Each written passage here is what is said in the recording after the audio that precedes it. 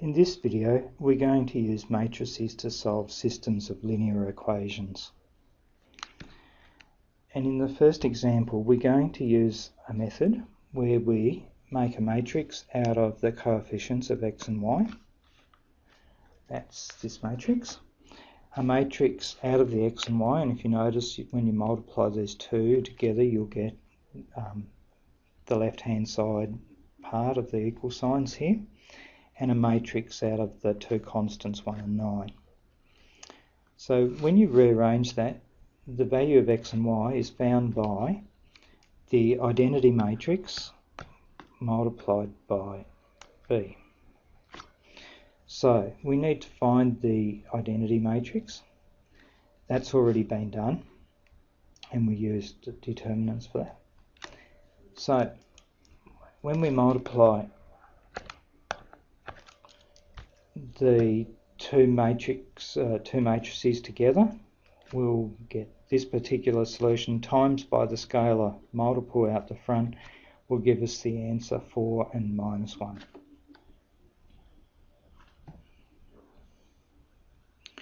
There's a second method of doing this.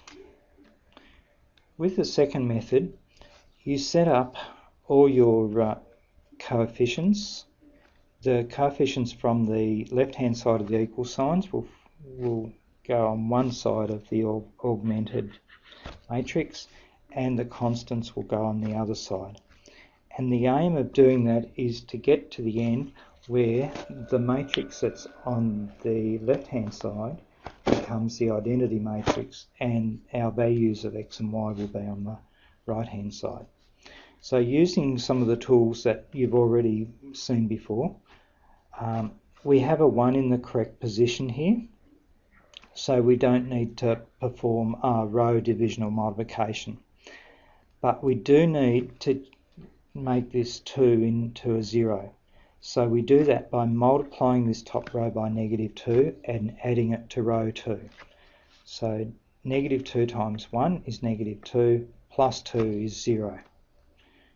So now we have the first column looking like the identity matrix, and we need to continue that, of course. -2 times 3 is -6, minus 1 is -7, -2 times 1 is -2, plus 9 is 7.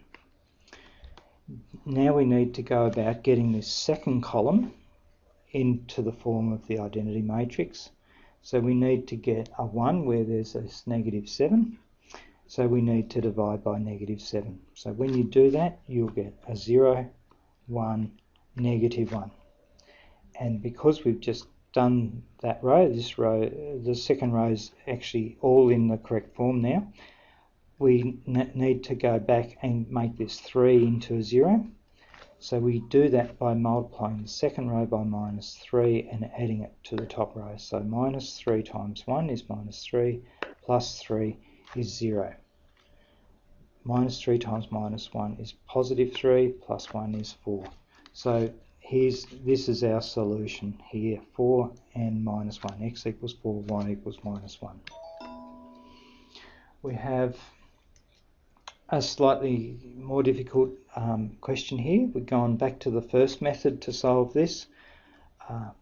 I've written the inverse matrix here ready to go. I haven't expanded, done the multiplying by a constant. But anyway, back to the first one. So the matrix from the coefficients of the two variables is 2, 3, 7, -9. The two variables, and then the matrix containing the two constants. So the two variables will be the inverse matrix times by the matrix with the two constants. We perform a multiplication. 9 times 12.5 plus 3 times 14.5 is 156, and 7 times 12.5 plus -2 times 14.5 is 58.5. Now divide through by 39 gives us 4 and 1.5. That same example can be performed with using an augmented matrix. This time we have a 2 in this position, so we need to make that a 1. So we'll divide that whole row through by -2. which gives this matrix 1, 1.5, 6.25. Okay, now we've got that row with a 1 where we need it for the identity matrix. We need to get the 7 to be a 0. So we're going to multiply this row by -7 and add it to row 2. So -7 times 1 is -7, add 7 is 0. So you can see the 0 here. Then -7 times 1.5 is -10.5. -9 is -19.5. And then -7 times 6.25 added to 14.5 will give you -29.25. Now we need to get a 1 in the position where there's a -19.5. So we need to divide through by 19.5 to get a 1 in that position. Divide the other number by -19.5 gives 1.5.